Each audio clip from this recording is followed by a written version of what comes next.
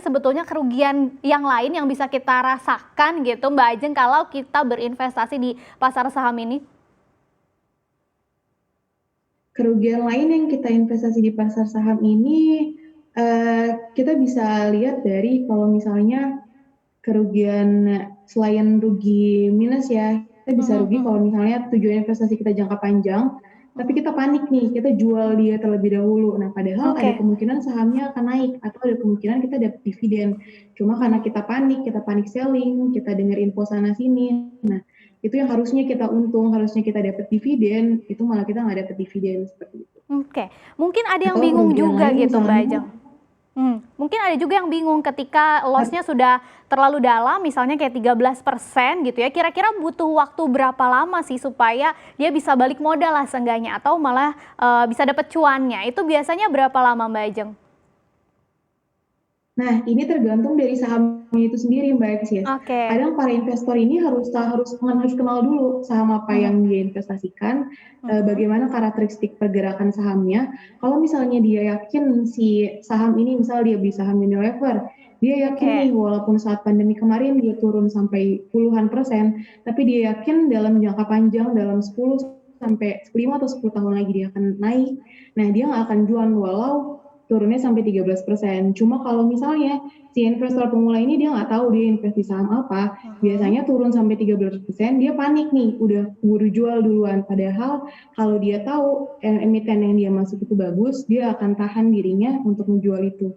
Dan bahkan Mmm. justru malah bisa beli lagi average down di harga yang lebih murah. Mhm. Nah, ngomongin average down itu benar nggak sih setiap kan ada yang bilang pokoknya kalau lagi turun misalnya kayak kemarin ARB ya udah daripada kita cut loss mending langsung aja average down atau sebetulnya yang paling bagus itu kita harus tahu nih titik terendahnya dia berapa biar average down-nya tuh nggak tanggung-tanggung gitu ya. Kalau Mbak Ajeng sendiri gimana nih prinsipnya untuk average down? Nah, kalau average down sendiri, sebelumnya pas sahamnya turun-turun terus, kita kan Mhm. walaupun investasi jangka panjang pun kita harus menetapkan titik cut loss kita ya. Oke. Kita harus menetapkan toleransi kita ruginya di berapa sih gitu. Kalau misalnya dia udah Mhm. turun sampai 13 atau 25%, terus kita mau ambil lagi nih kita mau fresh down, kita lihat dulu apakah ada pantulan dari harga saham tersebut ataukah Oke. dia akan terus nge-break ke supportnya turun ke bawah terus gitu. Mhm. Kalau misalnya It kita perkirakan di saham akan terus masih lanjut lagi nge-break di support, nah itu kita tahan dulu. Itu harus belajar lagi ya berarti tadi ya, selain mengenal Belajar lagi tekniknya perusahaannya, lagi. harus belajar lagi analisis teknikal. Jadi nggak Ya, langsung asal harus nyebur belajar lagi aja. timing kapan kita masuk gitu. Itu benar, harus ngerti timing kapan masuk, kapan Mm-mm. keluarnya juga. Kita lihat dulu ya Mbak Ajeng, ada lagi Tuh. nih beberapa pertanyaan yang masuk ke Instagram CNBC Indonesia. Yang pertama, kita lihat dari @chi_bjy, evaluasi saham gimana ya? Aku pegang saham 7 emiten. Wow, banyak juga nih. Yang 3 masih loss sampai sekarang, yang 4-nya masih profit. Oke, kita tanya nanti sama Mbak Ajeng, gimana nih harus evaluasi portofolio saham kita. Kemudian dari pertanyaan kedua, @ssintz27, gimana cara melakukan average down yang benar? Aku beli 4 lot tapi sekarang minusnya 10% loh. Nah, tadi kita udah bahas sedikit soal average down. Ternyata banyak juga ya yang penasaran nih yang benar gimana harusnya. Kita bahas dulu yang pertanyaan pertama Mbak Ajeng atau pertanyaan ada lagi pertanyaan ketiga ternyata. @upi_kristiani kan sekarang IHSG mulai balik lagi ke 6.000. Buat yang belum tahu banyak kayak aku sebaliknya porsi sahamnya berapa persen ya? Terus sisanya apa kalau mau investasi di tempat lain? Oke, menarik-menarik pertanyaannya. Kita lihat dulu dari pertanyaan yang pertama.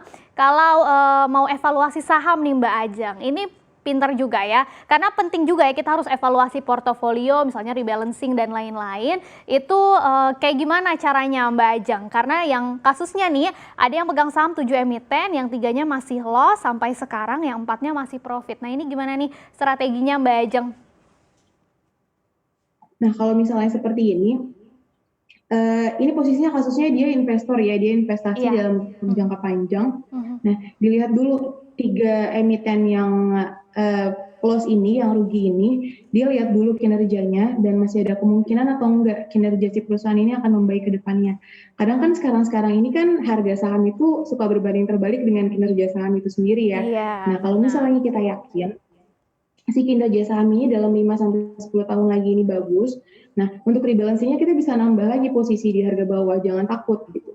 Cuma kalau misalnya dia lihat prospek dari si emiten ini kurang bagus, lebih baik dia segera mungkin cut loss aja daripada kerugiannya makin turun. Jangan lupa untuk menginstal aplikasi CNBC Indonesia yang tersedia di App Store dan Play Store untuk terus mengikuti perkembangan berita ekonomi dan bisnis terkini.